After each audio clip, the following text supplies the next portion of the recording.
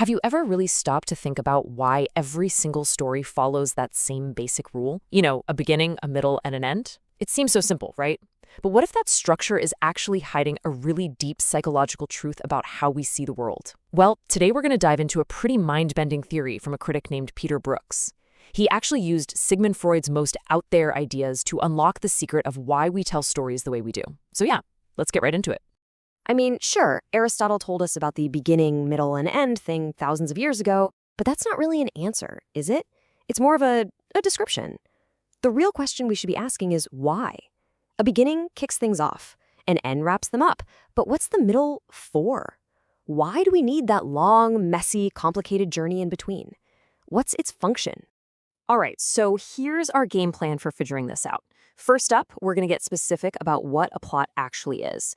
Then, we're going to borrow a few tools from Sigmund Freud's work on dreams. After that, we'll run headfirst into a huge paradox about pleasure and pain, which, believe it or not, is going to lead us to Freud's most controversial theory of all, about life and death. And finally, we'll see how it all clicks together to explain how every story finds its perfect ending.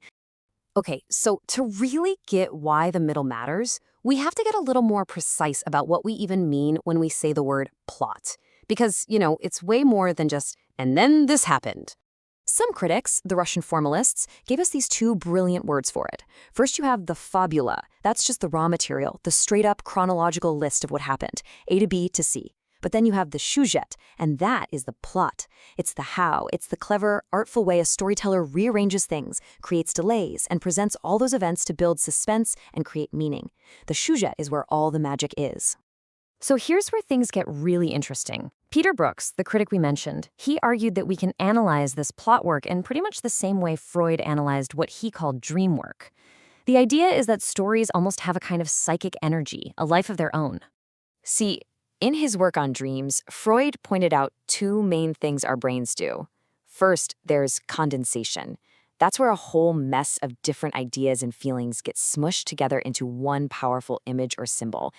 And then there's displacement, which is when the dream shifts all its energy onto some minor, seemingly random detail. It's basically a detour to avoid the main point. And get this maps perfectly onto how stories work. Condensation is kind of like metaphor. It pulls the story's big themes together. But displacement? Oh, that's the good stuff. That works like metonymy. It's what creates the detours, the side quests, the delays, that whole chain of events that pushes the plot forward. The middle of a story is basically just one long metonymic journey. Now, this is absolutely crucial. Brooks isn't trying to put the author on the couch, or you, the reader. He's looking at what he calls the unconscious of the text itself.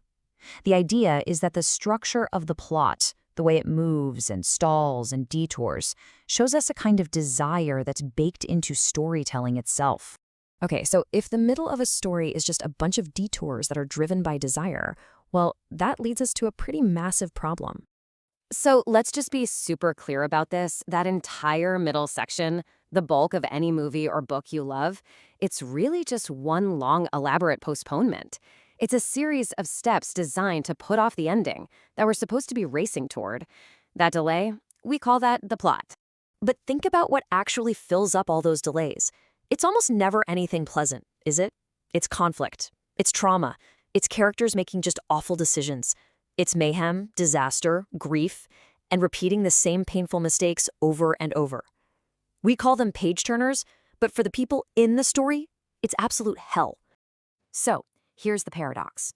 One of Freud's most famous ideas is the pleasure principle, the basic human drive to seek pleasure and avoid pain.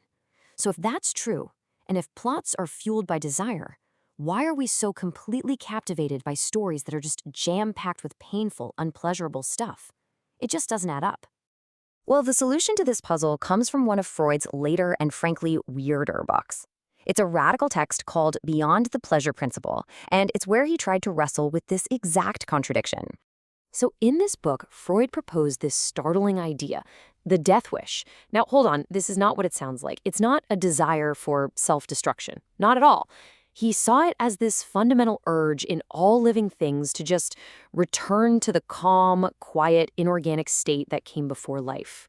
It's a drive for total resolution, for a final, peaceful equilibrium. Freud got a big clue for this by watching his little grandson play a game. The kid would throw a wooden spool out of his crib and yell fort, which is German for away. And then he'd excitedly pull it back in by a string, yelling da, or here. Freud realized a kid wasn't just playing. He was using repetition to master something traumatic, his mom leaving and coming back every day. He was turning something that happened to him into something he could control. And this leads us to the single most important insight for our whole theory of plot. The drive toward that final, quiet end. It's not about getting there as fast as you can. No, as Freud put it, the organism doesn't want to be short-circuited by some random accident. It wants to reach its end on its own terms, after it's lived out its own story. And bam, this is the solution. The two drives aren't fighting each other. They're working together. The death wish, that gives us the destination, that final satisfying sense of closure. But the pleasure principle, the life instinct, that's what creates all the detours and delays of the middle. It's what keeps the story alive, fighting off a cheap premature ending, making sure the story gets to live its full life before it earns that proper conclusion. The plot is that tension. Okay, I know that was all a bit abstract, so let's bring it right back down to earth with a super simple example from one of the books Brooks analyzed, a children's story about a little tow truck named Tony. So at the beginning of the story, Tony is stuck in the mud. That's what makes it a story, right? It's a problem that needs a plot to get solved. The middle is made up of these detours. He asks for help from two other cars, Nito and Speedy, but they just say no.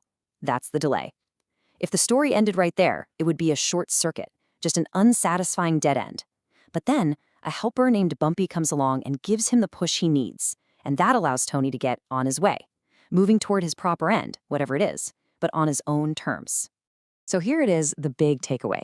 The reason stories feel so important, so essential to us, is because their very structure, this engine of desire pushing through a complicated middle toward a final, satisfying end, is a perfect model of life itself. It mirrors that deep, psychological tension between our drive to live, to create complexity, and our quiet, constant drive for a meaningful final closure. So next time you finish a great book or movie, think about it. Think about all those delays, those obstacles, that winding path in the middle. It wasn't just killing time. It was the necessary journey the story had to take to earn its end, to die in its own fashion. It kind of makes you wonder, doesn't it? What does that perfect, satisfying click of a great ending really tell us about what we truly want from our own lives?